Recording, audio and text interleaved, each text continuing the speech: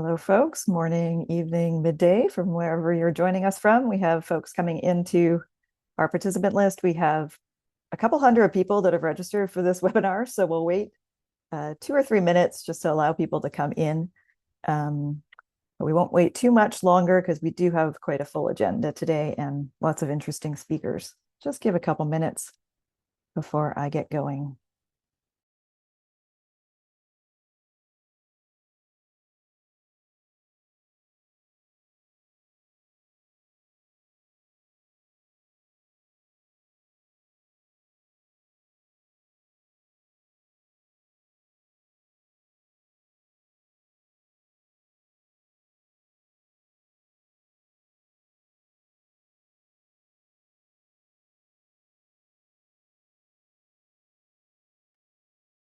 Great. Feels like audio and video is working. Everything sounds good out there. Got a couple of notes from people that it is. Give one more minute and then we shall get going.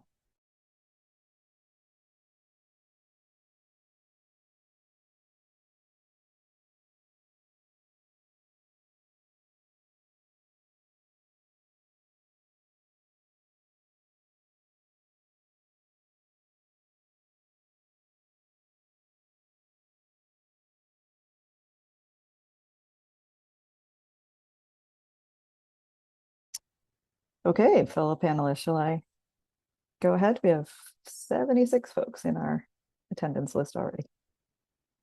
Great. All right, welcome everybody. Thanks for attending what we hope will be a useful and thought-provoking webinar today, focused on the role of seafood certifications in the growing movement towards mandatory due diligence for companies. My name is Shannon Arnold. I'm the Associate Director for Marine Programs at the Ecology Action Centre. We're based here in Mi'kma'ki, also known as Nova Scotia, Canada, and I'll be your MC for today. So I think we just checked all the audio and everything, which is great. If you are having some sort of problem, you can use the Q&A box to let us know. So we will do a question and answer at the end. A couple of housekeeping things before we start. The chat isn't open, so use the Q&A box, which you can find in your Zoom menu bar. Sometimes it's under more, sometimes it's in your bar, depending on your version of Zoom. There's a little Q&A icon, and you can put your chat in there. You can submit anytime during the webinar, and we will gather those and answer them at the end and send them to the correct panelists, time allowing. Also, please note the webinar is being recorded, so we can share it around after. So welcome again. Thanks so much for taking the time to join us. I'll do a quick introduction to your hosts and panelists.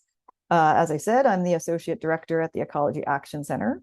Our org was founded more than 50 years ago, and we focus on a wide array of issues from biodiversity protection to mitigating climate change to advancing environmental justice. Our marine team works to improve fisheries management and sustainable seafood supply chains at the local, national, and international levels. As well, we work hard to support thriving coastal livelihoods that include fishing for generations to come. And I am one of the steering committee members of the Make Stewardship Count Coalition. I'm joined by my fellow steering committee members today. Ira Siegler is head of fisheries policy and ocean advocacy at DSM. Kate O'Connell is the senior policy consultant on marine wildlife. Kat Dory is an independent advisor on ethical seafood. We come from all parts of the globe, and they bring decades-long careers in fisheries, seafood, and marine conservation.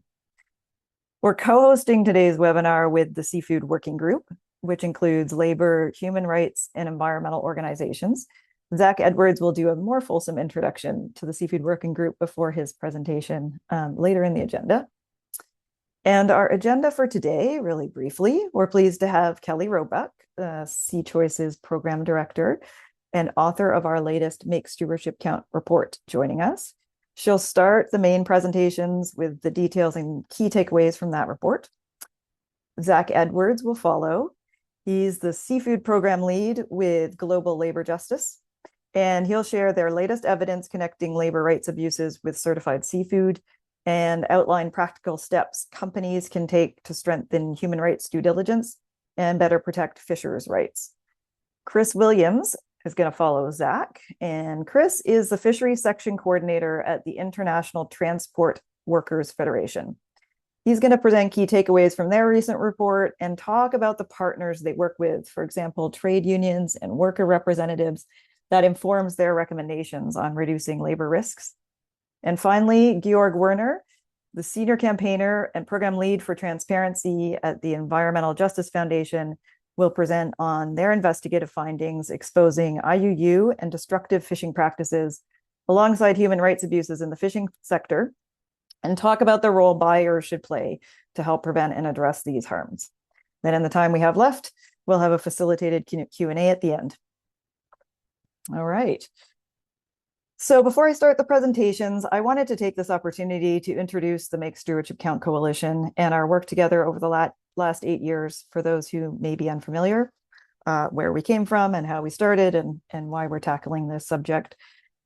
So Make Stewardship Count is a coalition of more than 90 at our peak membership of marine conservation experts, organizations, and researchers from around the world working to hold sustainable seafood certifications to account.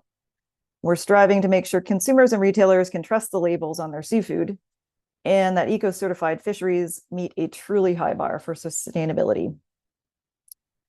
How did we get going? So after more than a decade of engagement with Marine Stewardship Council fishery certifications for many of the orgs in the coalition, we started to come together in conversation and coordination around 2017, 2018.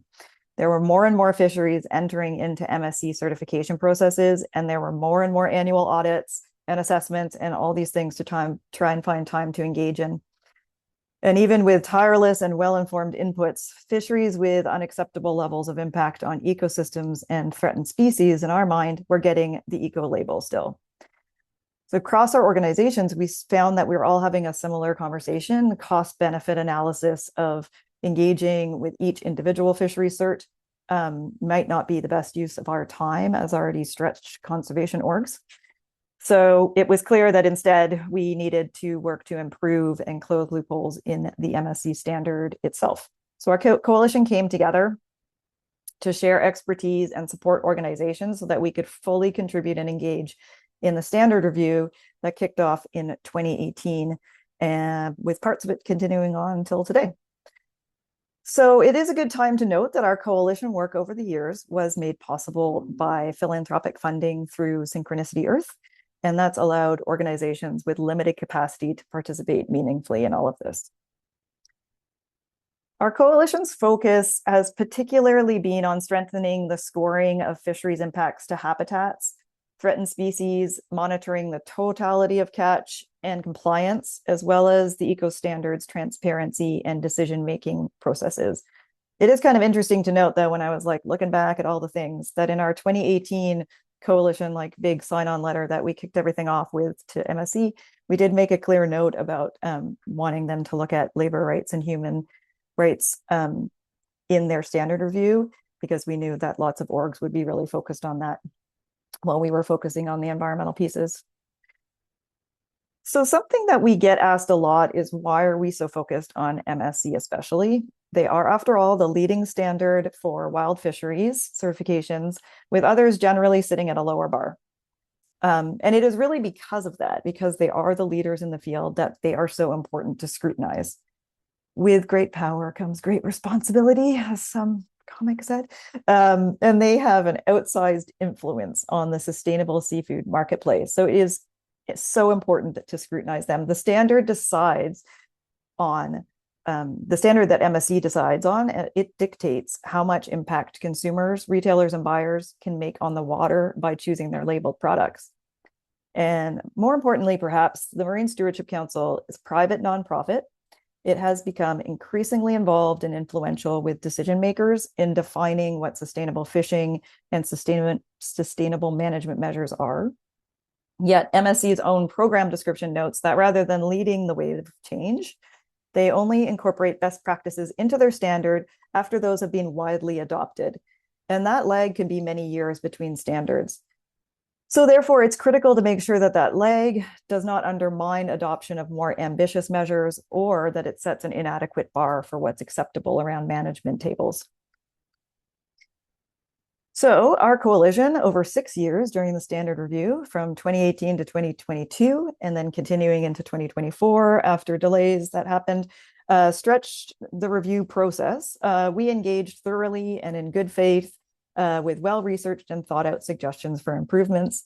We had meetings with MSC leaders and staff over that time, participated in a number of in-person and online workshops, had consistent coordination with coalition members and orgs outside the coalition to gather expertise and respond and send in many submissions. And during those years, we did welcome a few significant improvements to the MSC certification processes and the scope of the standard that have been long advocated for. And eventually, version 3 of the MSC standard was released in 2022, updated in 2024. And while in our view, there are still flaws and weaknesses, it did include a number of improvements and a higher bar of requirements in some key areas that we looked forward to certified fisheries having to attain. Unfortunately, soon after it was released, the rollout of version 3 has been paused, and now there's further review and revisions happening, some of which may be reverting back to similarities with what was version 2, which is now more than a decade old. So it will be a number of years into the future that eventually version 3 is in place for all certified fisheries. So in the meantime, fisheries that have conservationists assessing them as causing unacceptable harm to threatened fish and birds and habitats continue to be certified, and there may be less market pressure to help advance critically needed increased catch monitoring and better harvest control rules at the international level. Most organizations' capacities to continue to spend the amount of time needed to follow the review and engage has kind of steadily decreased.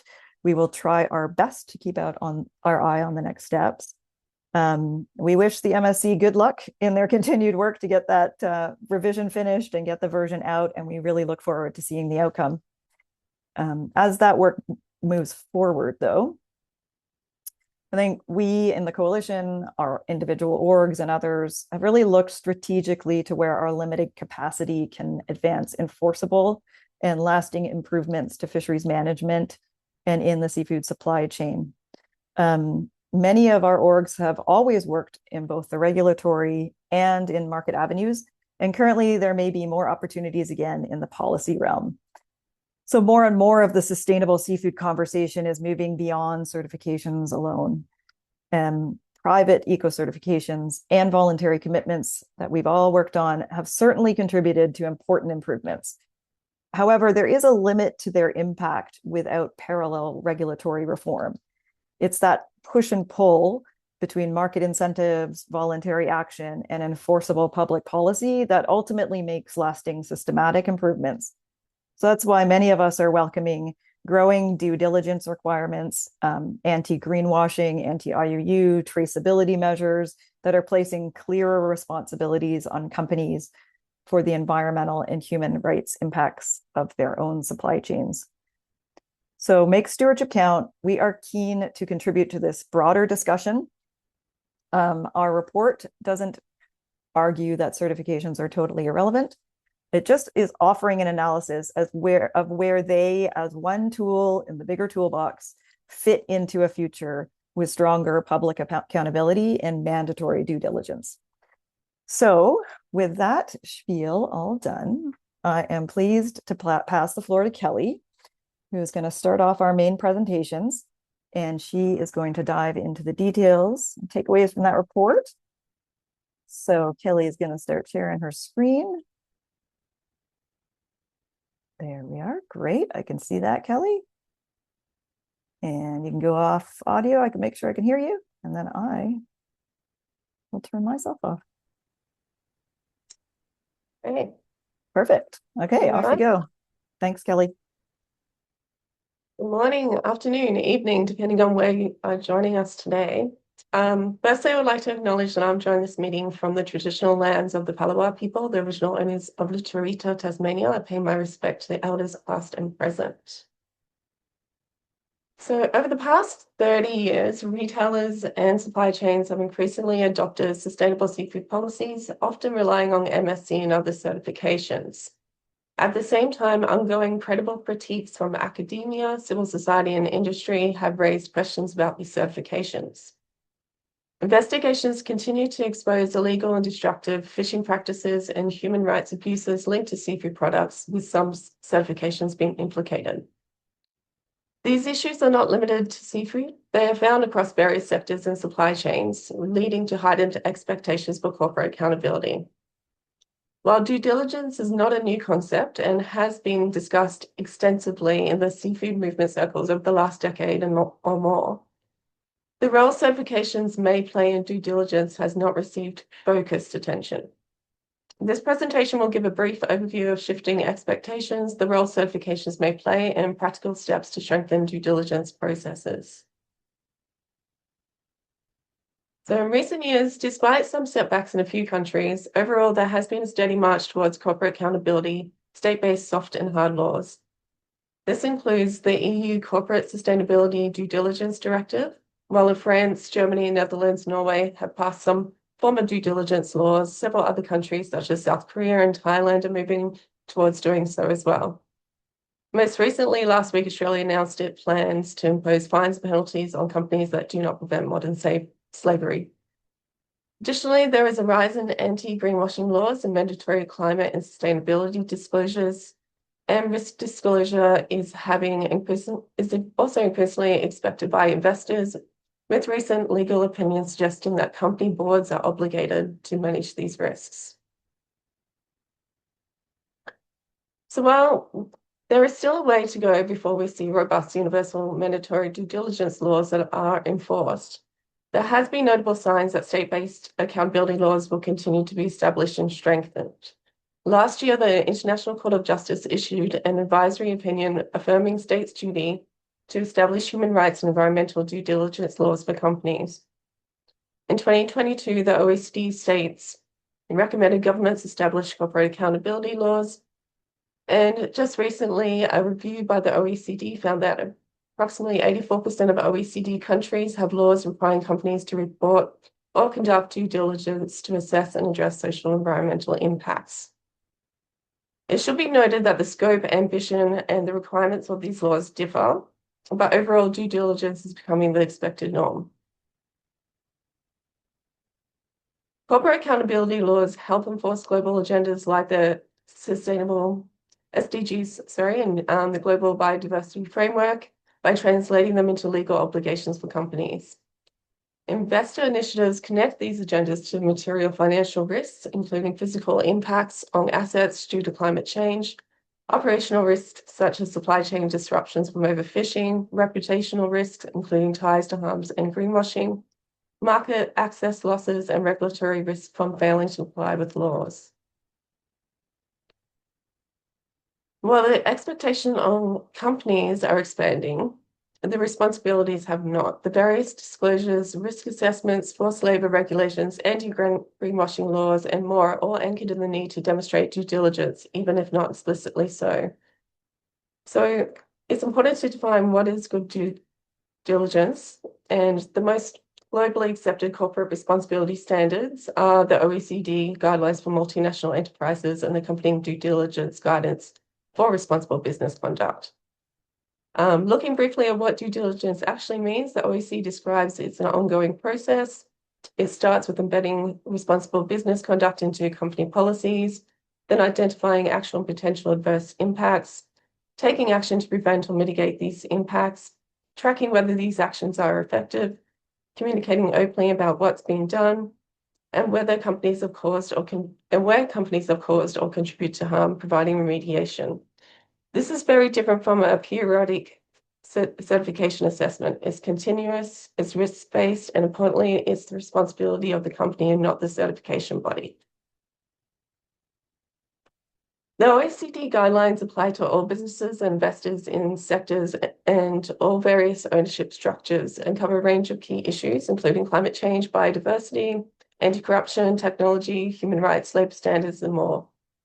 A company can cause, contribute to, or directly be linked to harm through its supply chain or business relationships. In 2023, they were strengthened with a greater emphasis on companies' individual responsibility for conducting due diligence. So if we're narrowing in on the retail or companies' due diligence obligations for global wild fishery supply chains, we know that several adverse harms can occur. IUU, overfishing, capture of endangered, threatened, and protected species, and marine ecosystem degradation contribute to biodiversity loss and potential climate risks. It is also considered a high-risk industry for human rights abuses such as forced labor. Compounding these are several challenges. Global seafood supply chains are often complex and fragmented, involving many actors. Add to this the lack of transparency and traceability, while weak governance and illegal activities also persist. While other harms under the OECD guidelines may exist, this presentation focuses on the most recognized issues in the seafood sector. So companies that fish or source wild fish products as part of a business relationship with a supplier are therefore expected to conduct due diligence to address actual or potential adverse impacts. So given that retailers and companies must conduct due diligence on these impacts, is the MSC certification sufficient for risk-free sourcing decisions? So the purpose here is not to debate every aspect of MSC, but to consider whether certification alone ensures risks and adverse harms are identified and addressed. I'll just highlight that detailed case study examples can be found in the Beyond Certification report, so I refer to everyone to take a look at those. But to summarize, some MSC fisheries have been criticized for posing a serious threat to endangered and protected species, to the destruction of vulnerable and sensitive marine habitats, and to impacts on keystone species that sustain fragile ecosystems. We know that MSC has also faced criticisms for overlooking climate and human rights issues linked to certified fisheries. Consequently, MSC does not address the full spectrum of adverse environmental and human rights impacts documented within the fishing industry and its supply chains, many of which are relevant under the OECD guidelines. In addition, even when the MSC standard aligns with the OECD environmental guidelines, fisheries associated with adverse impacts and elevated risk have still received certification. This demonstrates that MSC certification alone is insufficient for retailers and companies to claim comprehensive due diligence. So the question for a retailer is not simply, is it certified? Is it what additional evidence would we want before concluding that this impact has been sufficiently addressed? So certifications can be one source of evidence, it's not proof. Evidence contributes to decision-making. Proof implies that no further questions need to be asked. But comprehensive due diligence requires companies to ask more questions. For example, has new scientific information emerged? Have workers or local communities raised concerns? Have NGOs documented risks that fall within or outside the certification standard? Have regulators taken enforcement action? Does traceability data reveal additional risks? Has the risk profile changed over time? Certification may help answer some of these questions, but does not answer all of them. Due diligence requires weighing multiple sources of evidence, not relying on a single source. The OECD guidelines make a clear distinction between participating in a certification initiative and fulfilling a company's own due diligence responsibilities. Summed up, certification may support due diligence, it does not replace it. So to touch on traceability, it's essential for due diligence, helping companies manage supply chain risks and support product claims. It's important to distinguish traceability from certification's chain of custody. While they are often mentioned together, they are not the same. So traceability refers to the ability to track a product's history, location, attributes, key data elements throughout the supply chain. In comparison, a chain of custody refers to the document trail of a product as it changes hands from one chain of custody holder to another. So governments are increasingly relying on traceability as a vital tool to enforce human rights and environmental due diligence. For example, the European Union's deforestation regulation requires companies to trace products back to the exact plot of land, ensuring responsible sourcing and compliance with environmental standards. By understanding these distinctions and requirements, business can strengthen their due diligence processes and meet regulatory expectations. So while retailers and companies have environmental and human rights policies, many are still at the beginning of the due diligence journey. In 2025, CChoice conducted the first independent review of major retailers' due diligence approaches to environmental and human rights harms in their seafood supply chains and found that retailers were largely failing to look beyond certification and audit schemes. The sector also lacks full chain traceability systems, further complicating matters. Without knowing the full details of what's in their supply chain, companies cannot adequately assess risk, making them vulnerable to both operational and reputational damage. And globally, we're seeing this over-reliance on certifications and audits, coupled with the lack of traceability, has already led to legal challenges, formal complaints to the OECD, and shareholder interventions for retailers. Companies need to recognize that while certification may have their place, they cannot be the sole means of ensuring compliance and managing risks. A more integrated approach, one that actively conducts comprehensive due diligence and enhances traceability, is necessary to meet growing expectations and avoid potential pitfalls. Whether it's forced labor regulations, anti-greenwashing laws, investor nature disclosures, or other corporate accountability laws and expectations, due diligence is a company's best defense. So in summary, the convergence of market and state-based accountability requires a beyond certification approach. Actively conducting due diligence is crucial for managing risks and liabilities. It's the company's best defense. Companies are individually responsible for conducting due diligence. It cannot be outsourced to certifications. This is particularly important given the limitations of certifications and the fact that a certified product does not equate to risk-free product.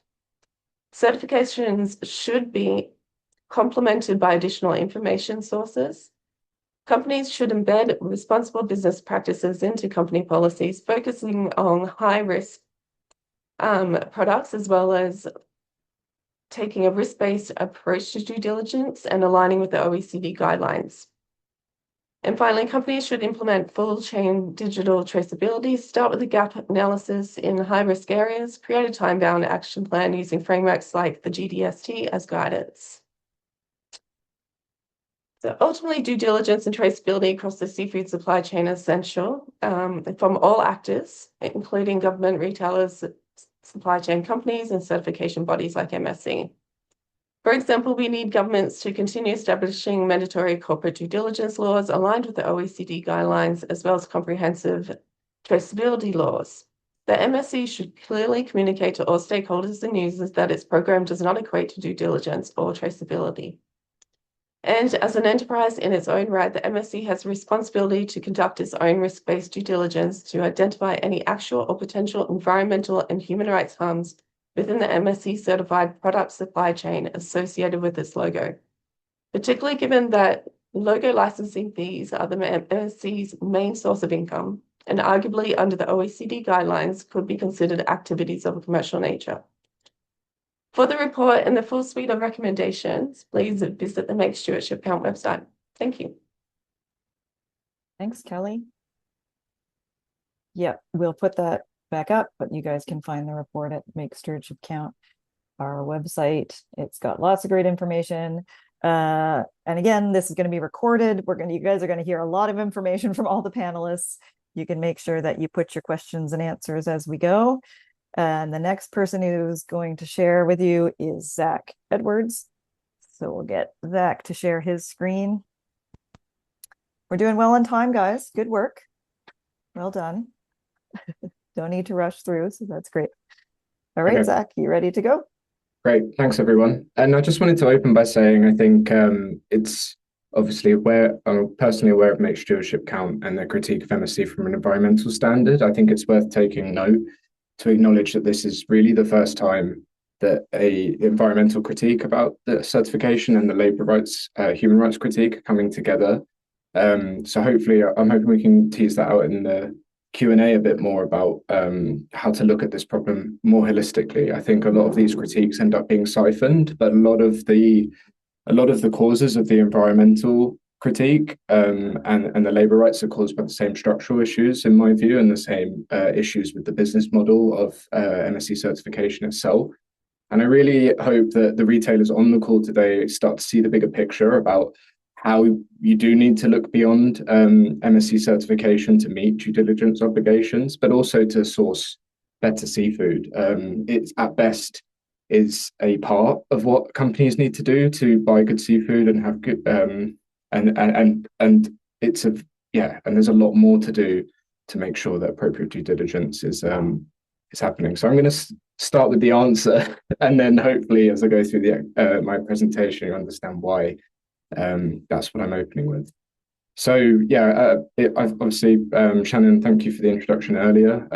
My name is Zach Edwards. I work for Global Labour Justice as the seafood lead, and yeah, I'm hoping to answer the question for all of you: is MSC certification enough when it comes to retailer due diligence obligations? So as well as being the seafood program lead, I'm the coordinator of the Seafood Working Group. Seafood Working Group was founded in 2014, and we are a global coalition of over 40 labour, human rights and environmental organisations. The coalition has its roots in forced labour and human trafficking issues in Southeast and East Asia, but more recently, the coalition has been increasingly focused its advocacy on raising awareness about forced labour risks in MSC certified fisheries, although we've had public critiques of certification since 2019. So it's not a new issue for us. So what is Seafood Working Group's critique? So our advocacy over the past 2 years has been based around a growing body of evidence that MSC is certifying seafood products produced under forced labour conditions. We also see that MSC has a business model problem. As previously been mentioned, over 90% of MSC's income is generated from license fee income from products carrying its logo. This makes the prospect of its logo being used on goods that were ultimately produced by forced labour especially problematic, because then it becomes a non-profit generating income from goods produced by forced labour. So these are core issues that concern us and have been the basis of our advocacy. In our view, since our advocacy started, we don't see MSC taking responsibility for either the role of its social policies and processes in enabling the abuse of workers in certified fisheries that come under its standard, or its attendant role in instances of certifying actual fish produced under forced labour exploitation. We see a public communication strategy around trying to create distance between MSC and these issues, but obviously, from our view, it's inherently have to take accountability, because not only does MSC certify put its logo on these products, but it is generating the income as well. So the lack of kind of acceptance and accountability for the critique that's come up public is disappointing, although we appreciate, that may change in the future. And I think Shannon touched on an important point. The critique around MSC is important because it is so large, and it determines it also determines how companies are buying seafood. When we review sourcing policies of companies, we see an over-reliance on MSC certification as the justification for why they're buying seafood in the first place.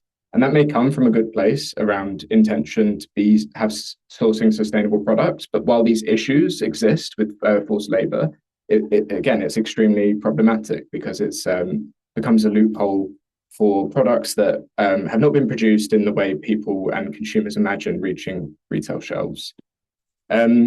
So I won't go through this play by play, but I think some people, I don't know how much people have engaged with the coalition's advocacy, but it's been started since September 2024. It was launched by a journal article that went into, by Katrina Nakamura, that went into amazing detail about the issues with MSC social policies and processes, and why that left the door open for products with forced labour to be come into the program.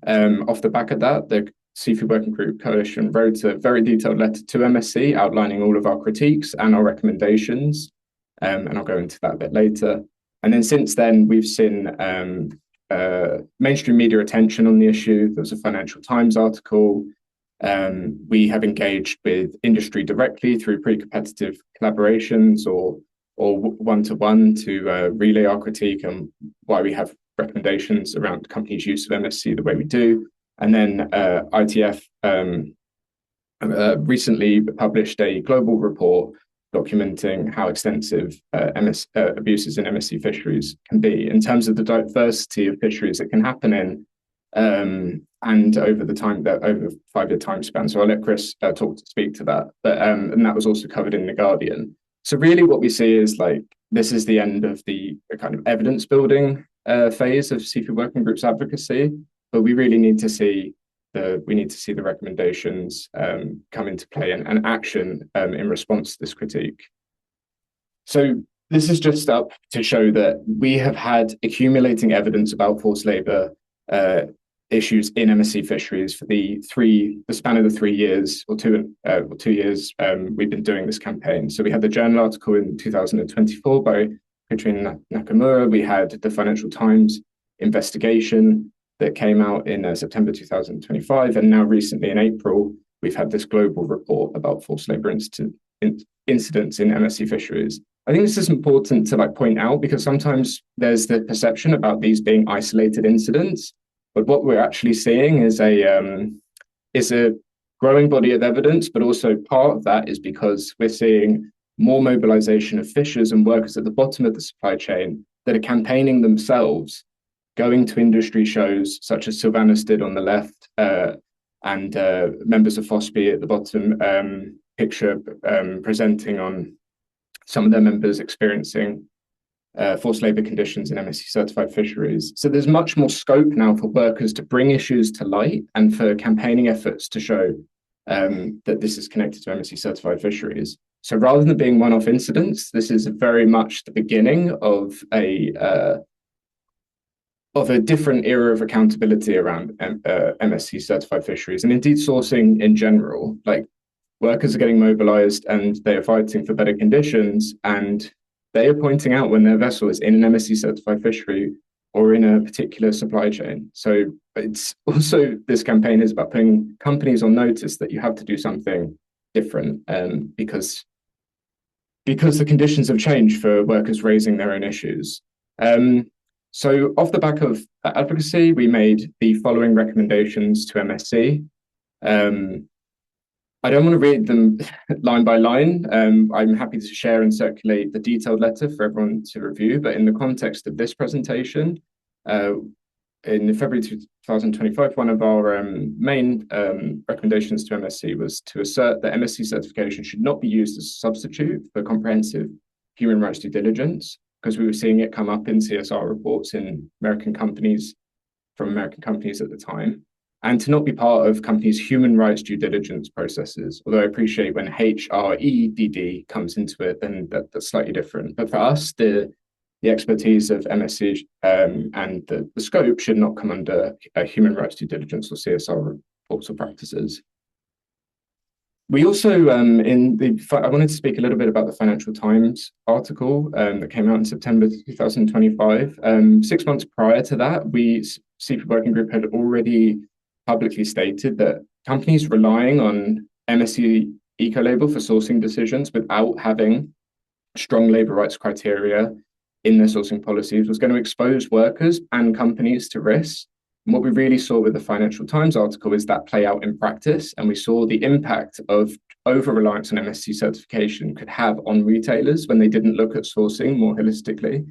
And essentially what happened is the Financial Times did an amazing investigative piece, and it was able to quite easily connect several major UK supermarkets to forced labour conditions that were happening on MSC certified longline distant water fishing vessels. So again, it's a bit more about, I think, and that's just the first of what I think, like I said, because of the conditions changing and workers standing up more for their rights and more of these issues coming out, the first of many more investigations can happen like this. And obviously ITF have since produced their global report. But I just want people to understand this is not going to change.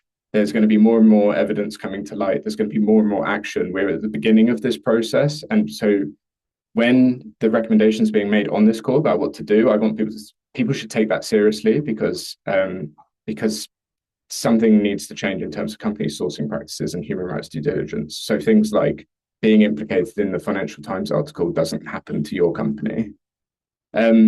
Off the back of the Financial Times article, we made these following recommendations to companies. We asked them to end reliance on MSC certification as the evidence for responsible sourcing. Think about sourcing policies more holistically, integrate labour rights and human rights criteria into your sourcing policy. So you're not buying a product because it's got an eco label and checking the human and labour rights after. You have proactively sought to prevent forced labour by sourcing better in the first place.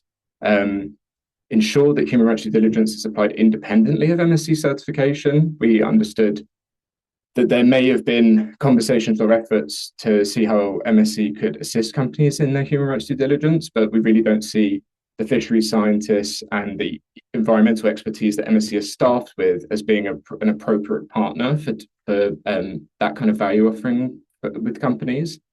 And it's ultimately the company's own responsibility to conduct human rights due diligence, independent of what labels they use. And then we also recommended that companies move beyond MSC certification and adopt legally binding solutions with independent democratic trade unions to protect labor rights. MSC is often self-referred to as the gold standard for environmental certification. This is what the labor movement and labor rights organizations consider the gold standard for due diligence and forced labor prevention. In terms of meeting human rights due diligence obligations, I had a couple more thoughts I wanted to share as well. Just gonna jump in because a couple of people are saying they can't hear Zach. Can other people hear Zach still? Just so we don't lose any of this important stuff. You can hear it, Kelly? Great. Okay, maybe it's just that one or two people on your end. Sorry. Whoever sent those chats. Keep going. Thanks, Zach. No problem. I definitely want to make sure the volume is working. So yeah, in terms of human rights due diligence obligations, I just wanted to flag, this is also in our letters directly to companies, but the EU's CSDDD does not permit companies to use certifications as proof of fulfilling their due diligence obligations. So under these standards, it's companies that retain the ultimate responsibility for conducting and cascading human rights due diligence throughout their supply chains. I think, to me, the dynamic of sourcing MSC certified tuna or seafood, and then that potentially implicating companies in public reports like the Financial Times while the status quo maintains, doesn't only beg the question, is MSC a good partner or not for certification, but is there a risk that actually inherently comes with sourcing MSC certified tuna without having those other processes in place as a company? Because we already know from the growing body of evidence that forced labor can happen in lots of different MSC certified fisheries. And we as a coalition haven't seen the actions we think are necessary for that to be mitigated at all. And then just to come back to legally binding agreements with workers, being the gold standard for due diligence and compliance, we recommend companies engage in collective bargaining agreements with and have engagement with democratic unions, and where relevant, we also see enforceable brand agreements as another effective legally binding method for preventing forced labor. And if people are interested, there's a lot of examples from other sectors outside seafood where these types of agreements have not only mitigated but help create conditions where forced labor can be prevented in the first instance. So yeah, happy to share any more information about what we see as those gold standards for protecting labor rights after this webinar.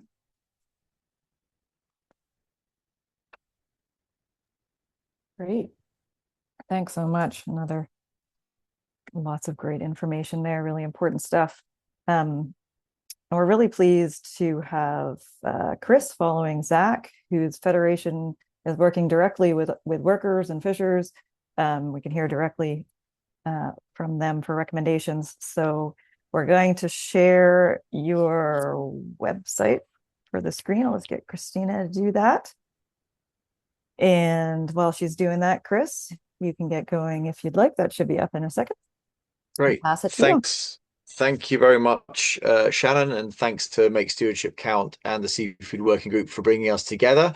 And thanks in particular to Zach for setting the scene. That's actually really helpful in terms of the big picture, the context, but also some of the conclusions that are sort of self-evident in terms of the fact that this certification method doesn't work and doesn't provide a level of defense for companies, nor does it mitigate risks to workers. So my name's Chris Williams. I work for the ITF, which is the International Transport Workers Federation. That is a global union federation. It's been around for over 100 years.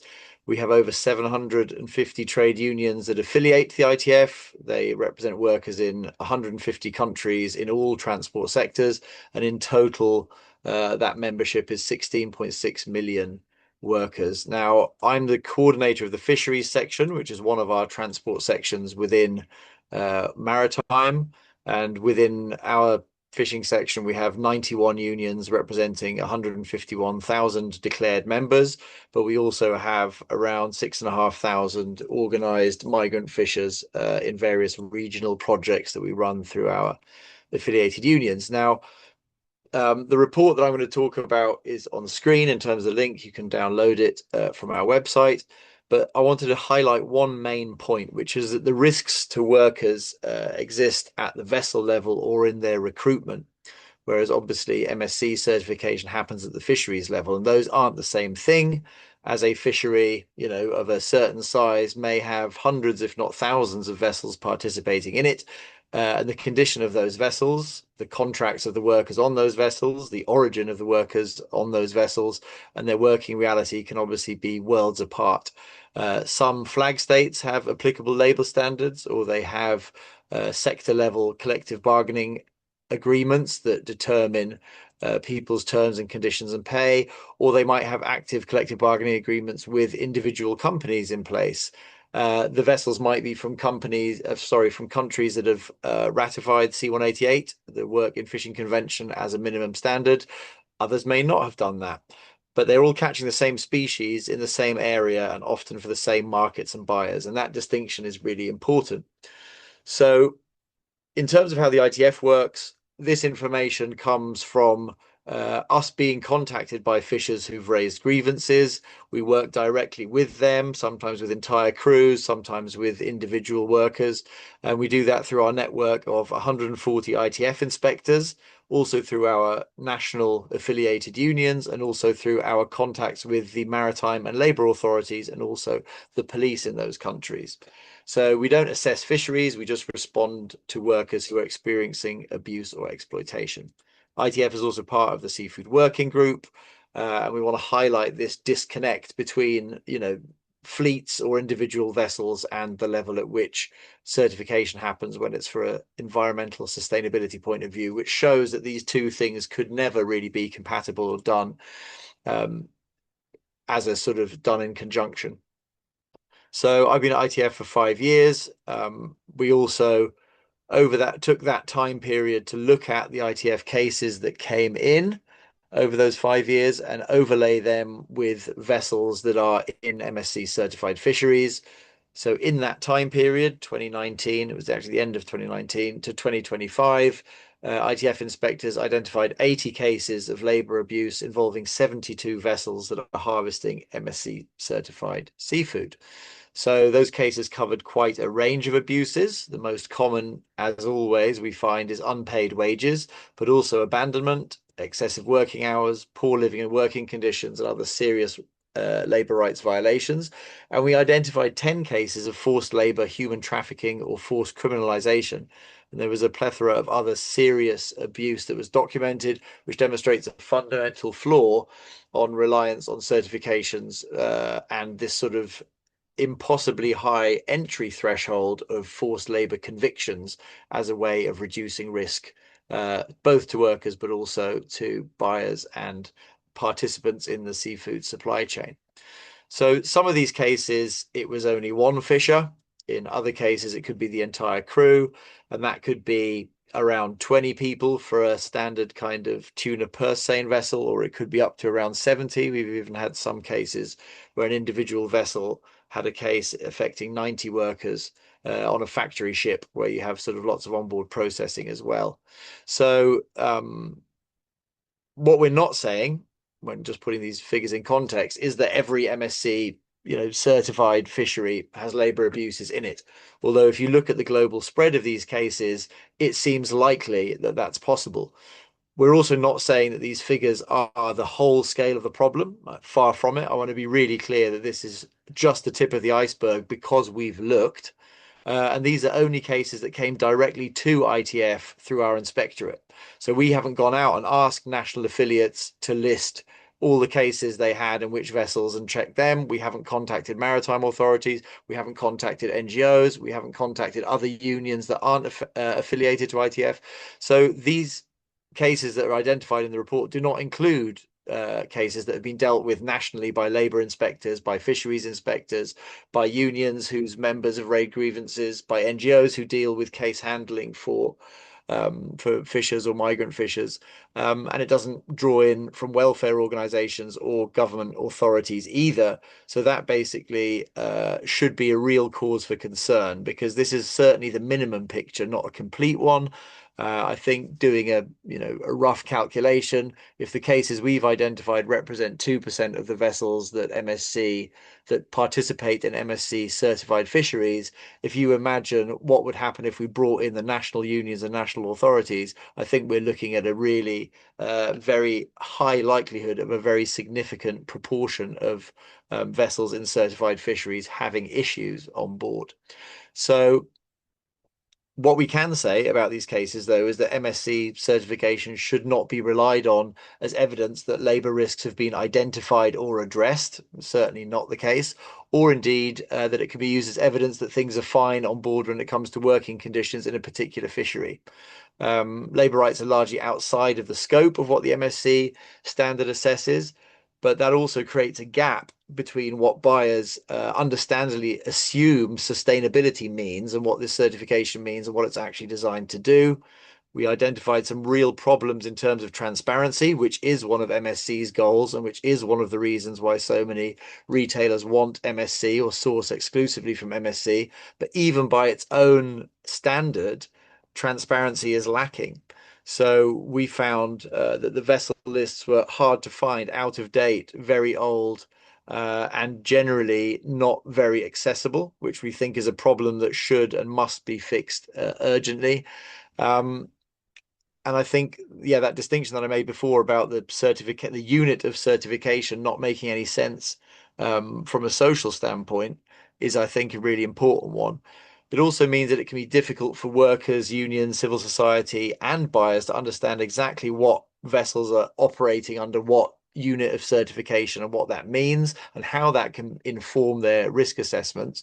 So we would like a lot better levels of transparency at the vessel level. It would help everyone who's undertaking human rights due diligence, and we really think MSC is failing on its own standards because the vessel lists are not up to date and not easy to find, and that really should be something that's easy to rectify. We've also seen examples where working conditions are good, and the reason that they're good is because they are regulated by collective bargaining agreements, which means all workers have contracts that they understand, rights that they know are going to be upheld, protection through their trade union if they do raise grievances. And we've seen those examples work time and time and again. Sometimes that overlaps with a certified fishery. The most obvious one and the most recent one is the red prawn fishery in Argentina. Now, you can look at that and say that that is a socially successful certified fishery, but that actually is not happening because of MSC or because of certification. It's because 3 trade unions, all of which are ITF affiliated, have collectively bargained so that every vessel that participates in that fishery has 100% CBA coverage. Now, that's something, that I think that fishery should be proud of, because they can say that this is a very low risk or no risk fishery from a labor exploitation point of view. So there's an important lesson there. Now, when workers do have that representation, and when trade unions and their inspectors do have access, and when there are enforceable agreements, conditions improve. Now, that is the mechanism of accountability. Certification can never replace that. And as ITF, and also through the Seafood Working Group, we've raised those concerns about this certification and about MSC in this particular instance, but also about a myriad of other certification schemes and voluntary standards that all reflect the same conflicts of interest and the same kind of problematic approach that doesn't really reflect what fishers or workers need in those supply chains, and instead focuses on something that is easy to kind of source and pay for. We have met various different retailers and other companies that contacted us after the report came out, and we've also met MSC. We've discussed the findings of the report and the actions that we want to see and the changes that we want to see urgently take place. And we are eagerly awaiting that response, and we want to see what steps they are taking. We appreciate this and other opportunities for dialogue about the issue, but we're still concerned that this current approach relies very heavily on self-reporting and doesn't adequately address labour risks while investigations are ongoing. And one point on that, the UK is seen as a country that is fairly obsessed with the rule of law. And here, in cases of forced labour or modern slavery in fishing, you're certainly waiting between 2 and 3 years for a judgment.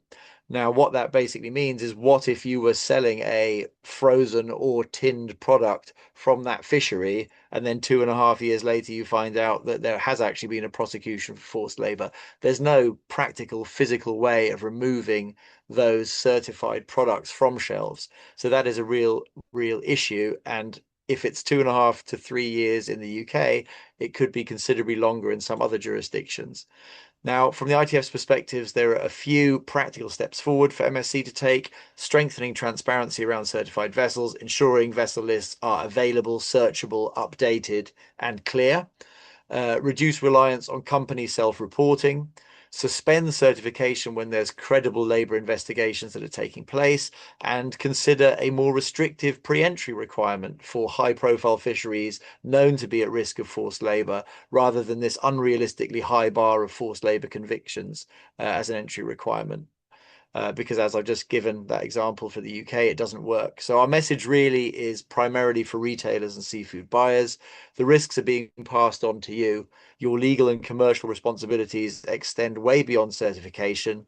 Human rights due diligence requires companies to identify, prevent, mitigate, and remedy these risks using multiple sources of information. Yes, certification might be one of them, but it can't be the only one. And should never be the only one. So we want retailers to engage directly with us and trade unions in the countries they source from, and worker representatives, and to also undertake their independent human rights due diligence that is consistent, as we heard before from Kelly, with the OECD guidelines and the UN guiding principles, and using worker voice as an essential part of understanding that risk. ITF is also engaged with lots of companies. I'm sure that a number of them are on this call as well, or on this webinar, because we want to sign and set up more supply chain agreements that we already have, and we want to build on them to include seafood and help companies with their risk assessments and sourcing, because we believe that it is possible to have socially or labour responsible seafood supply chains, but we need a system that protects both fish stocks and workers if we're going to do that. So thanks very much for your time and for listening. Great. Thank you so much, Chris. And we're going to have time for questions, hopefully, so we can come back for more emphasis on some of these points. I'm going to pass it to Georg with Environmental Justice Foundation. His screen is already up. Are you ready to go? The mic's open. Thanks. Yeah, perfect. Yeah, thank you, Shannon, and thanks also from my side to Make Stewardship Count and to the Seafood Working Group for organising this webinar. So my name is Georg Werner. I'm senior campaigner working on transparency together with my colleague Amelie Giardini, who might be on this call. A quick word in the first instance about the Environmental Justice Foundation. EJF has worked for over 25 years at the nexus of environmental degradation and human rights violations. This includes our long-running work on IUU fishing and the associated human rights abuses across the global ocean. Most of our offices are in regions that are hotspots for IUU fishing, such as East and Southeast Asia, as well as West and Central Africa, but we also do advocacy in major market states. And we have investigative teams that work in country to track down systemic cases of illegal fishing and egregious human rights abuses. Now, in a first instance, I want to highlight two examples of our recent reporting, and then I want to address the Marine Stewardship Council in a second step, and will then also make the link to it. EJF has published 3 reports to date on human rights abuses and destructive fishing practices in the global squid fishing industry. Most recently, our global report on squid fishing looked at largely unregulated squid fisheries in the Northwest Indian Ocean, the Southwest Atlantic, and the Southeast Pacific. So 3 regions that make up around 60% of global supply. Now, this report contains direct testimony from 431 fishers from Indonesia and the Philippines that were on board vessels in these fisheries, so just under 250 vessels in total. The fishers told us shocking revelations. On average, of the nearly 250 vessels that these 431 fishers worked on, 54% of them were engaged in shark finning, 46% of vessels called vulnerable megafauna. These photos that I'm showing here are just basically the sheer variety of animals encountered by these vessels. So with the images showing from left to right on your screen, American fur seal, juvenile sharks with their fins removed, and dolphins on light seine. Secondly, just last week, we published a report on illegal shark finning, for which vessels rely on the port of Dakar in Senegal as a transit hub. We drew on interviews with 124 fishers who worked aboard distant water fishing tuna longliners between 2020 and 2026. And we found that the majority of these fishers reported witnessing shark finning.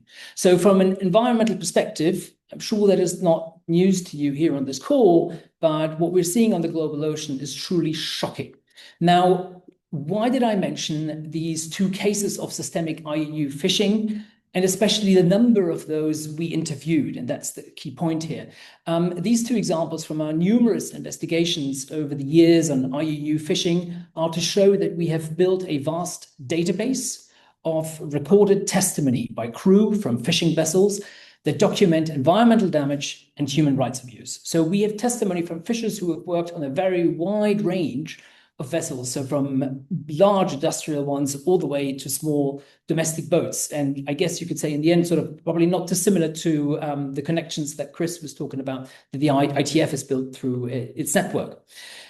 Now, drawing on our database of testimonies, we plan to publish a report in the autumn of this year to demonstrate connections between tuna longline fisheries, certified by the MSC, and cases of IUU fishing, as well as human rights conditions on relevant vessels. So why this focus on the MSC and on tuna? So according to the MSC itself and also independent research, I believe it's actually Katrina Nakamura that Zach mentioned earlier, as of November 2025, 3 million tons of tuna catch came from MSC certified fisheries. And it's estimated that a tuna catch equal to half the world's supply comes from around about 49 MSC certified fisheries. Okay, so then what about the methodology that we're applying? Our research team has been using, and they're currently still in the process, has been using the MSC's own tracker fisheries page and identified fisheries, currently or previously certified. They're called 1 or more of 6 tuna species. And these are albacore, yellowfin, big eye, skipjack, Atlantic bluefin, and southern bluefin.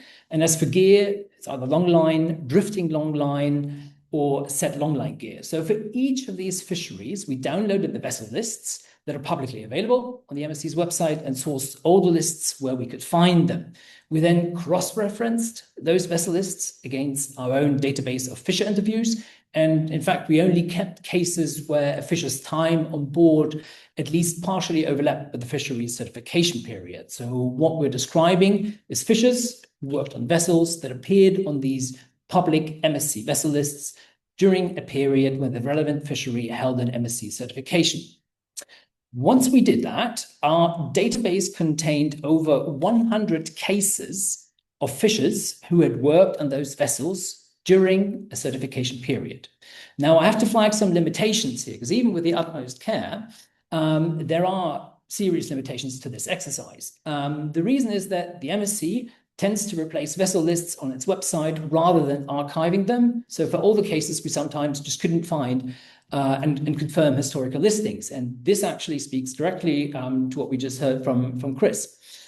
Beyond this, there are some other methodological limitations, which will, of course, be further explained and outlined in the report.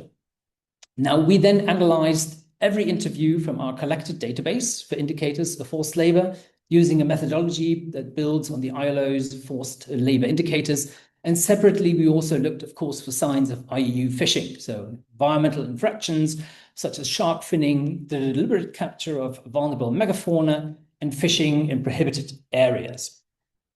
From our cross-referencing of cases of IUU fishing and human rights violation and the MSC certified fisheries, I just want to highlight in the following 2 pieces of testimony. So one fisher told us the following.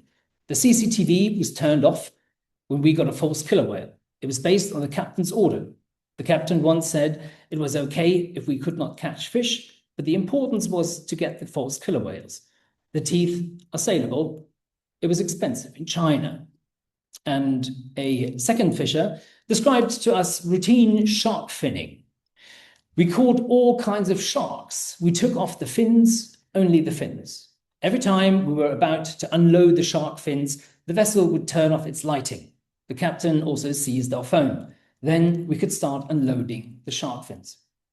So these are just 2 examples of many. However, the testimonies really speak to deliberate operating procedures on some of those vessels. In regard to the summary of our findings, so very broadly, in various testimonies, we're seeing on the environmental side, reports of shark finning, the capture of vulnerable megafauna, such as false killer whales and turtles, as well as instances of ray and dolphin catch. Of course, we also find cases of human rights and labor issues, withholding of wages, debt bondage, all the way to physical abuse and other abusive conditions.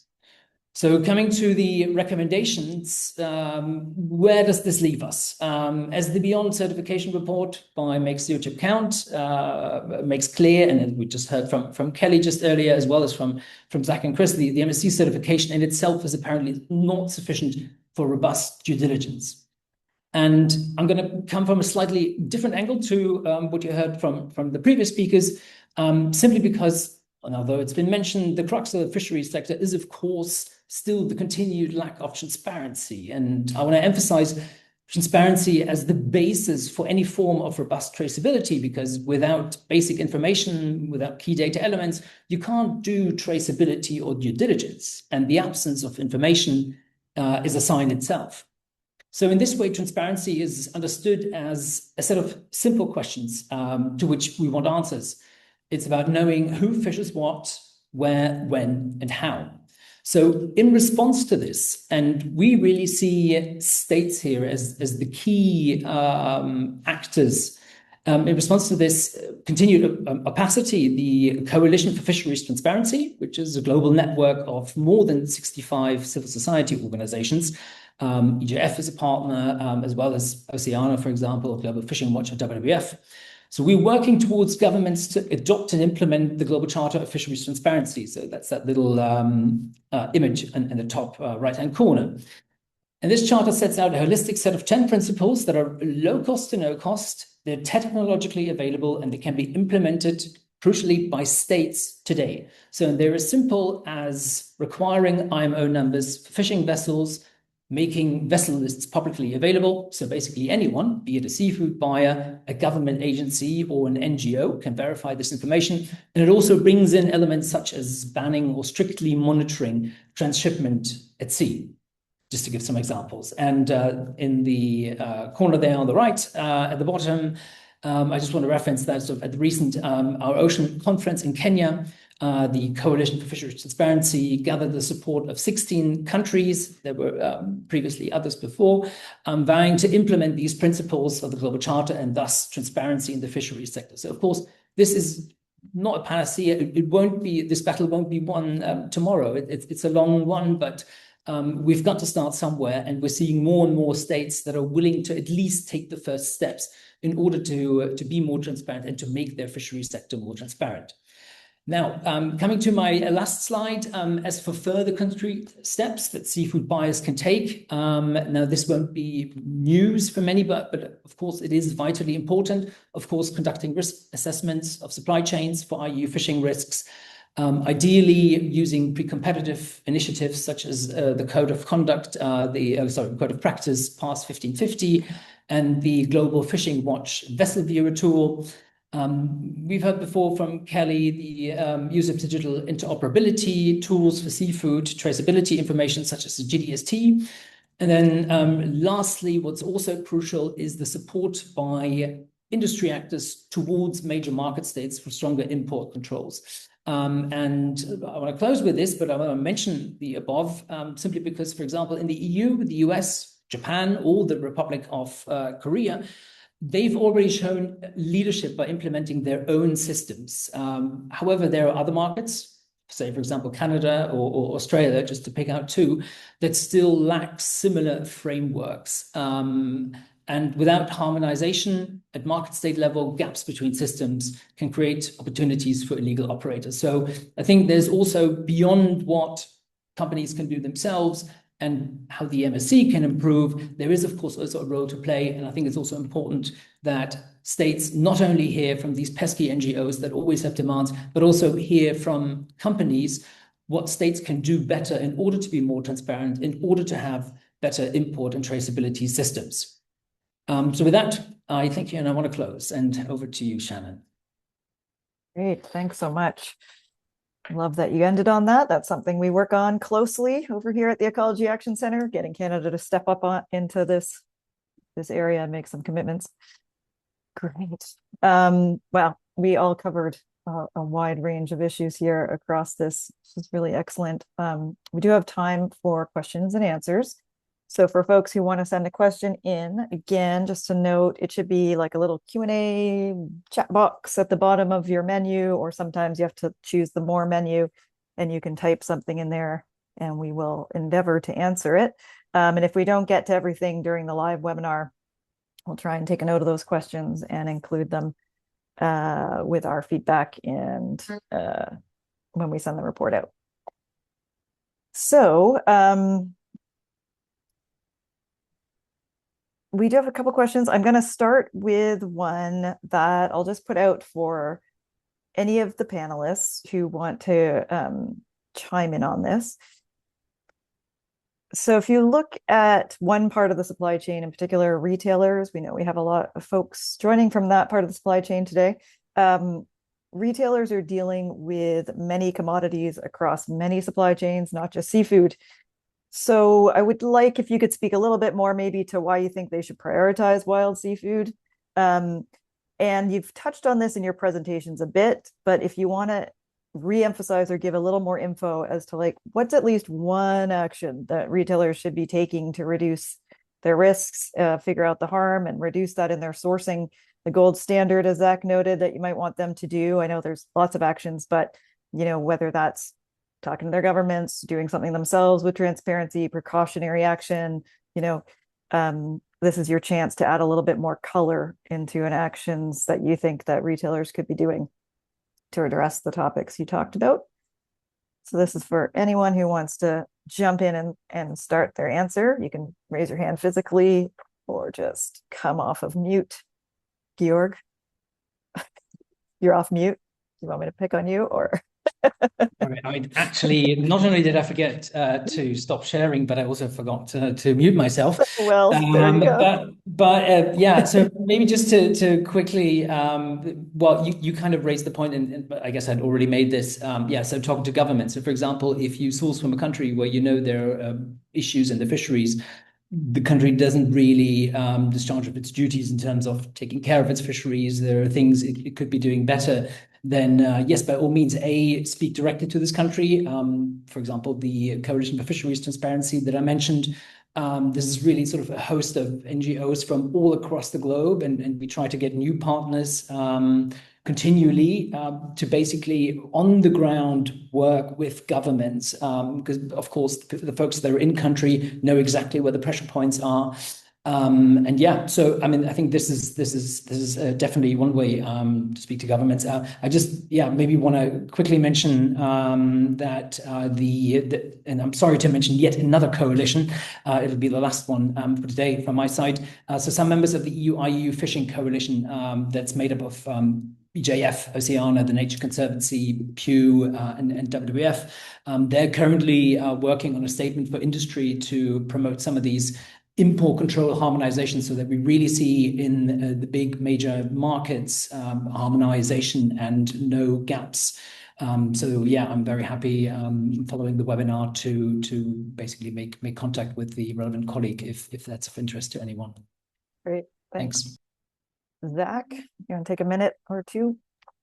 Yeah, sure. I think so. I think I just wanted to say, I think in many instances it does feel like seafood gets prioritized from a CSR standpoint, and the way that ethical trade teams kind of focus in the UK. At least that's my experience. There's Sea Alliance, set up specifically just to answer that question in seafood. The problem is not attention, in my opinion. The problem is the approach and the methodology.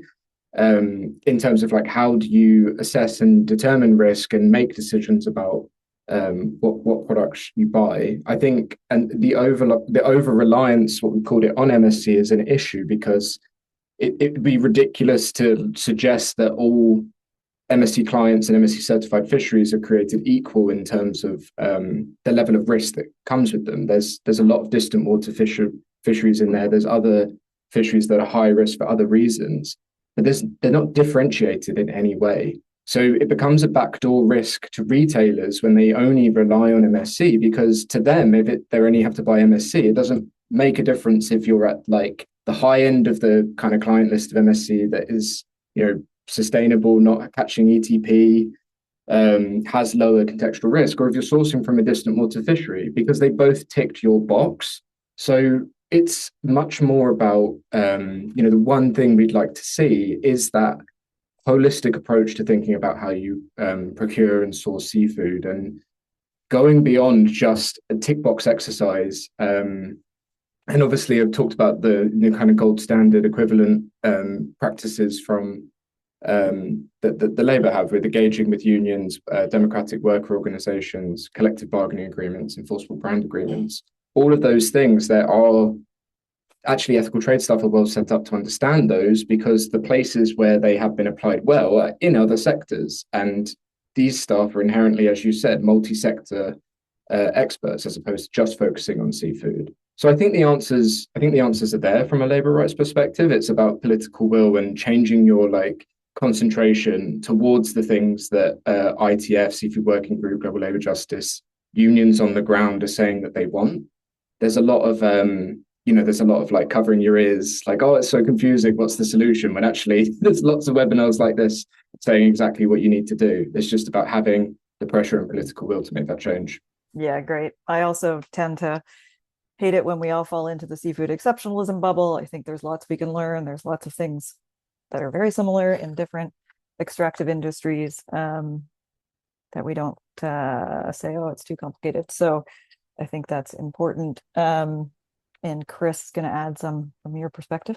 Sure, yeah, just thanks very much. I agree entirely with what Zach said. I mean, the first thing I'd like to say is that the focus on seafood, I mean, distant water fishing is considered by pretty much all states, and certainly by trade unions, to be a high risk sector. If you think about how long some of those vessels spend at sea, and you look at the ILO forced labor indicators, you'll see 9 of those 11 are basically baked into distant water fishing as it goes. So I mean, it doesn't really matter whether you've got a great contact and a great contract and a nice skipper, you're still at risk of forced labor due to the isolation and the distance from sea, and the inability to access support at port, for example. So I think fishing, if it's like high seas migratory species like tuna or squid, I mean, yeah, it does need to be really top of the list, because it's so much harder to deal with grievances, and workers are so kind of out of sight and out of mind. The question about IUU fishing, I mean, there's a strong correlation between IUU fishing and labor abuse. If you're trying to be more profitable as a result of not following various environmental regulations, chances are you're doing exactly the same, using unregulated labor and basically boosting your profits in that way. I think when it comes to supporting freedom of association, this is something we get asked all the time, but we get asked this by companies that are basically in the process of sourcing from where they can get the product in the quality that they want for the price that they want, which usually means the exact opposite. So I remember speaking at the expo in Barcelona a few years ago and getting asked the same question. And I asked everyone in the room to put their hand up if they sourced from Thailand. Everyone put their hand up. And I said, in Thailand, there is no freedom of association for migrant fishers. They make up 98% of the people doing the work. So what's the point in asking me that question when your sourcing model is just about price, which incentivizes exactly that kind of behavior and the kind of structural exploitation of migrants and often union busting and everything else that goes with it. So I think it's a bit of a hypocritical question. It's basically about, exactly as Zach says, it's about zooming out a bit and then thinking, what do we really want to focus on? Is this about human rights, or is this about what keeps our buyers happy and keeps profits high and sort of raw material costs low? And I think it's about a big reevaluation of that, and that's what human rights due diligence legislation is meant to force. People have often also, they like the myth that the seafood sector and the catching sector are not an organizable, unionizable sector. It's just not true. It was organized, even in the UK before the Cod Wars, and we lost our industrial fleet. So even in countries where you see no evidence of it now, it has happened in the past. Iceland, Norway, Denmark, Holland, Japan, Korea, Argentina, like these are all, Chile, Peru, the sector can be organized. It basically just depends on the structure of the trade union movement within the country and the structure of the catching sector within that country. And as a point to prove that, the ITF fisheries section is the fastest growing section by far within our federation. We're growing at 10% a year. So that myth has sort of suited buyers where they say, oh, we can't really talk to unions because it's not a unionized sector. We need to come up with something else. Let's go and talk to people that actually don't engage with workers at all and see what they think. So I think that's a fallacy, and it's one that we're determined to bust that myth.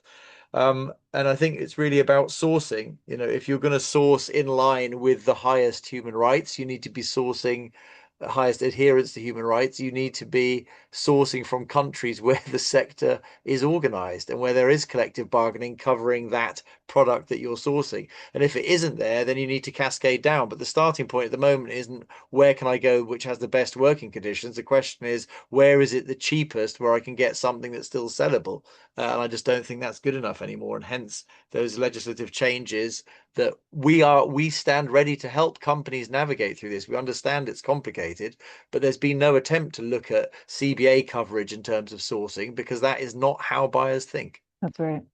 Awesome. Great. Thanks so much. I love it when people talk about sourcing. And so much of this has been left to voluntary commitments. And I think, we need to move on from some of that and these bigger ideas of like everything on demand all the time. And sure, that would take some consumer education, that you can't always get the fish that you want every day and all that. But it's, what are our priorities here in our systems? I'm going to make sure. Oh yeah, go ahead. One very quick point as well. There are also some enabling factors that can help workers get organized or contact unions or raise grievances. And one of those things is Wi-Fi. And I know that Global Labour Justice will want to speak about their Wi-Fi campaign if they can get a chance. Yeah. And just to note, Chris was answering as well a question that we can see in the panel chat, which is around promoting freedom of association in the industry. So thanks for getting on that one as well. And Kelly, I'll give it floor to you for a minute or two to address whatever you want, really. But if you want to answer the question. Which particular question? There's so many questions coming in now. I mean, the one that we started with, but if you see another one you'd like to start with, you can go ahead. But just that, like, what's this what do you really want to talk to retailers about who might be listening here about an action they should be doing? Yeah. Well, I think the first action is to really overcome a misconception that retailers and buyers have, that the onus of responsibility for a product is with a certification, when really it lies with the buyer at the end of the day. And that's what we're seeing when it comes to investor expectations. That's what we're seeing with the various due diligence and disclosure laws that are happening. So I think we really need to get past but it's certified, the onus is on the certification or the CAD and what has been implemented there. beyond that and beyond certification is really starting to put those steps in place. A lot of retailers and companies have policies and commitments, but what we're seeing is a lack of implementation. So whether it is even just starting in the journey of going, what are these high risk fisheries and areas, regions on my supply chain I should be tackling first? And we've heard a lot from Chris, Zach, and that there are numerous fisheries out there, numerous sectors that are high risk that buyers should be prioritizing. So I don't think there's any lack of where to begin or where to start. But also when it comes to traceability, it's not going to be happening overnight. We do need a concerted effort across the supply chain from government, retailers, and even the certifications to start progressing towards GTST frameworks and to have mandatory traceability laws in place. But that said, retailers can start by implementing, being able to establish traceability within their systems and to be able to put some timelines towards that. Again, looking at what are some of the high risk species and supply chains involved there. There is a question in the chat to do with cabs, which is interesting, and whether they could possibly be more involved with getting information. It's an interesting question because Can you say what there is cabs a are? conflict of there's a conflict of interest, right? Certifying To bodies. begin with. Cabs are certifying bodies, the people who Yes. actually do the certification assessments separate from the standard holder. Go ahead, Kelly. Yeah, so they are actually paid by the fishery, the client, to become certified. So you obviously have a conflict of interest there to begin with. But we have heard as well from Chris and others that really we should be talking to the folks at the fishery level, to the workers, to the trade unions, for the NGOs and the conservation organizations that are there on the ground in the local area as well. So I'd be cautious of putting the onus, again, shifting the onus away from those who really should, away from necessarily the retailers or the supply chain, and those who should be doing the work, and putting it again on whether it's MSC or the cabs. We need to start moving away from that. And again, that's relying on a system that is a static audit versus a ongoing due diligence, risk-based analysis. We do know there's limitations with certification audits, that things can be missed. It is a really a one shot in time scenario, and beyond that, there could be something else that's happening the next day or over the course of that fishing vessel's time at sea. So it's not something that I would necessarily suggest that supporting, but rather that information sources beyond that from diverse actors and diverse people on the ground is what's necessary. Yeah, great.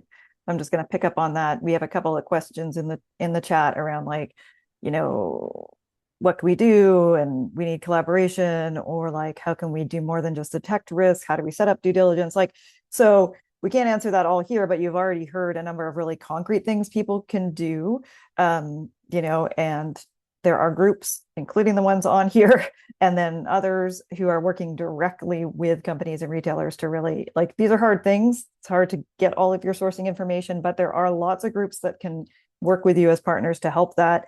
And I think it's okay I think it's important, in fact, to have a diverse set of actors. Like, trying to get everyone all to say the same thing and all the same recommendations all the time is not necessary. Like, we have different expertise, and there's many routes to making sure that this can be, that you can set up your due diligence. And there's a lot of coalitions, organizations who are like experts in this, who can help you identify these things. So if there are questions in the chat you particularly see, panelists, that you want to answer, Zach, go ahead, or else I'll pick more.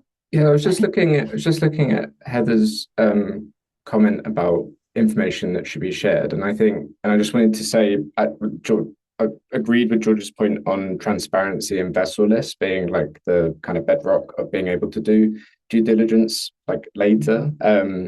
I think there's a question about whether you see MSC as the only kind of like entity that can provide that information. I don't think that's the case. And there's also, around providing information that's useful to retailers, the huge issues with the self-policing of vessel lists on the MSC website. What we see in fishery in Taiwan all the time is the minute a case goes public, the clients themselves that are in control of submitting their vessel lists will tactfully remove those vessels from a public appearance. So it seems like something that's giving transparency, but because it's not regulated in any way and it's at the discretion of the client, it actually can be used to be purposefully non-transparent. And for tuna, that's really problematic. I don't know if we've got technical staff from retailers on the call, but they'll all know how long canned tuna stays in circulation after it's been caught. So what is the gap in time when a vessel is removed from a list and doesn't seem like it's connected to a fishery and MSC client versus how long it's actually sold as an MSC product is like in reality as a canned product that stays in circulation for so long is a huge concern. So I think the vessel list is the right thing that should be provided by multiple stakeholders, but that just cannot be self-policed from the supplier upwards to the company because they have a conflict in interest in protecting that commercial relationship. So there has to be some oversight from whoever's providing vessel lists to make sure they can't be tactfully tailored to obscure forced labor and IUU events. So it's actually it's important, but it's left way too open, and that'd be one thing you want to see addressed for sure. Yeah, and many people have mentioned transparency efforts across the board as really, really at the baseline of importance for a lot of this stuff. Zach, there's another quick question in there that's kind of related, but somebody wanted to get a couple of examples about CBAs that you mentioned that had helped to decrease forced labor, and can you share a couple of examples or more detail on that? Well, I think Chris gave a good example from his affiliates in Argentina already for like a fisheries specific one. I've just mentioned that our garment team have worked on campaigns that led to enforceable brand agreements that was there to mitigate gender-based violence in factories. And there's public reports. I'm happy to circulate those, connect with the garment team, but public reports about the vast impact of how that did actually reduce the things that it set out to do, and how unions were involved in enforcing that in the structure and defining what the program looked under the enforceable brand agreement. So yeah, I think I wouldn't want to. I think Chris gave the best sector-based examples for seafood, and I'll happily follow up. Maybe we can do that, Shannon, and send the progress reports for the enforceable brand agreements from Garment. For sure. Yeah, so we are a little bit over time, but so for people who have to hop off, this is recorded. We'll continue recording till we close it, and that'll be all sent around. And there's like quite a few more questions that have popped in there. So we will take those down and we'll make an effort to answer them or send resources that are related to them and do a nice follow-up with everybody to make sure we can get to those. But I will just keep going for another 5 minutes or so while our panelists can stay on for a little bit with a couple more questions. I don't know if Georg or Chris or Kelly, you've seen any that you particularly want to address. I saw one about the IUU, kind of the relationship between the IUU import, forced labor import and product bans. That's a conversation right now in Canada and the US, and the like import control rules and import bans, and whether those kind of conversations seem to be separate now, the questioner is saying, whether those are connected, should be connected, all the work we're doing in our IUU coalitions on import controls, and this discussion around like forced labor enforcement of product imports. So if anyone wants to talk about those policies or legislative efforts that are happening, that would be of interest. Otherwise, we can send that around after too. Yes, Chris? Yeah, and just quickly, I mean, I think everybody knows that the invisible hand of the market is complete and utter BS and doesn't work. So you need regulation and legislation to force companies to do this, because there isn't a market signal. The market signal is just price. So I think we need to snap out of this fantasy that this is somehow self-regulating and actually grasp the nettle and look at what fleets, what companies, what areas are providing decent work for fishers and make that part of the consideration. Mm-hmm. Jack. I know we've heard from me a lot, but just what I would say is that is definitely of interest. We work quite closely through the US IUU coalition on the forced labor import bans that do exist in the US. I think it's desperately needed in a UK context. And I think the biggest thing to say is that, the Financial Times article and Chris's report, which featured a lot of US a lot of internationally imported fish into the UK market, there'd be a lot of fish sourced currently by UK retailers that wouldn't meet that threshold if it was introduced and the MSC certified. So it's another thing to think about in terms of future-proofing your supply chain, as well as all these incoming human rights due diligence efforts. But I'd be, Seafood Work Group, be very interested to understand more, connect with the people working on that UK-based advocacy. Because, I think when applied right, these import bans can be very effective in shifting companies' behaviours, which is, I think, what we need to see. Yeah. There are a couple, I'm going to kind of smush some question topics together here, but there are a couple of points in here. We've been talking a lot about the really high risk fisheries that we know, long distance fleets, all of that. But there are a couple of questions here around smaller scale, community oriented, shorter supply chains, knowing your local seafood, are there ways that we can help to kind of raise those up, promote that? Is it the role of the NGOs to kind of promote community-based fisheries or products that we know are meeting those standards? It's an interesting question. Whose role is that? And just anything you might want to say about some of those identified, local isn't always low risk, but shorter supply chains and smaller fisheries who also can't afford often to pay to play to get these certifications in the first place too. Chris? Yeah, I can make a quick point about that. I mean, I've worked on community fishery projects for over 20 years, and I think getting people to consume locally from low impact fishing gear and, from fleets where they can very obviously see who they're buying from and what that work entails is one thing. But I mean, yes, they can't afford to spend the money. And you think, down where I'm based, there's two neighboring ports. They all participate in the same fishery. One group of fishers in Hastings got money to do an MSC certification. It became, an MSC mackerel, an MSC sole fishery. And the port of Eastbourne, which is literally 10 miles away, they're fishing the same gear, the same stocks. It's identical, but they didn't pay for the certification, so they weren't. So, I mean, that shows to me that it's a bit of a nonsense and it's not really accessible to the small scale fleet because of the cost. But having said that, none of that stuff's going to end up in a supermarket anyway. So if we're talking about global supply chains and sourcing and things that really affect consumers sort of at an aggregate level, then that's not relevant. None of that, most of that wouldn't even pass the sort of hygiene requirements to get into a supermarket. So these are completely different products anyway.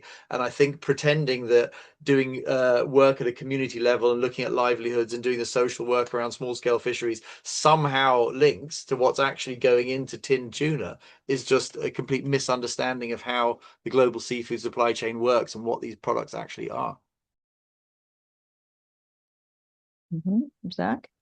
Would speak a little bit with my hat from my former job on, which used to be at the International Pole and Line Foundation. And just open by saying there's always a level of risk in any fishery, and you don't want to get into the business of saying certain types of fisheries are like a panacea and you're not going to have certain problems. That being said, though, there is a very clear differentiation in environmental and social risks that can be made between different MSC certified fisheries. And I think which is what I said earlier, and that is where the community-based small-scale issue falls through the cracks. It's a refusal from an eco-label to differentiate who's very easily meeting the standard, who's conditionally certified, and then all these distant water fisheries like the ones I work with now that have really, really huge structural issues but still exist in the program. They blur the lines when actually you could have the same policy, but if you decide to source from lower contextual risk fisheries, you would have less business risk. So I do understand where the question's coming from, but that is not to say that, like I said, I don't think it's about differentiating between different types of fisheries that have received the same eco label, and the refusal to do that creates this this issue where the higher cost, low risk ones are squeezed out. Yeah, flattening. Kelly. I was just going to make a point of it's unfortunate that for Canada and Australia, for example, that we're importing around 80% of our seafood and exporting around the same. So if we're going to be talking about shorter supply chains, we do really need to look at what we're able to support, I guess, in our own backyards. And that is one issue that doesn't necessarily get brought up, I guess, in this larger conversation, but it is something that we're importing a lot more unsustainable, potentially high risk, unethical seafood through global supply chains and not supporting our local nation domestic supply instead we're exporting that. So that's definitely another bit of the a puzzle that we really need to be factoring in here. Yeah, I mean, all of us have worked in this field for decades at this point, certainly most of us. And so I think there's like tons of nuance and there's tons of complexity that we didn't have a chance to cover today in the webinar. And again, many organizations who are experts in all of these things around community development, economics of fisheries, global supply chains, like all those things. So really urge you to get in touch afterwards to any of us. We will send out our information after. And there's lots of good questions, so we will copy those out. We'll send some resources. And I'm really pleased with all of we had tons of people attending. We had lots of good participation in the questions and in the chat. So thank you so much for everyone.